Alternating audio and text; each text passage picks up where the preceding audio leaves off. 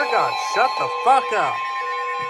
The National Weather Service in Peachtree City has issued a severe thunderstorm warning for Central Towns County in northeastern Georgia, Union County in north-central Georgia, northeastern Fannin County in north-central Georgia, until 4 p.m. Eastern Daylight Time.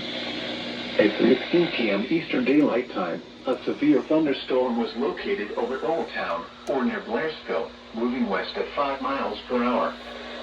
Hazard, 60 miles per hour in gusts and quarter-sized hail. Source, radar indicated. Impact, hail damage to vehicles is expected. Expect wind damage to roofs, siding, and trees. Locations impacted include Blairsville, Young Harris, Morganton, and Margaret, Blue Mountain Shelter, Brassdown Bald, Nutley Dam, Hurst, Ivy Log, Loving, Jones Creek, Woods Hole Shelter, Low Gap Shelter, Dial, Old Town, Vogel State Park, Track Rock, Blood Mountain Shelter, and Culberson. For your protection, move to an interior room on the lowest floor of a building.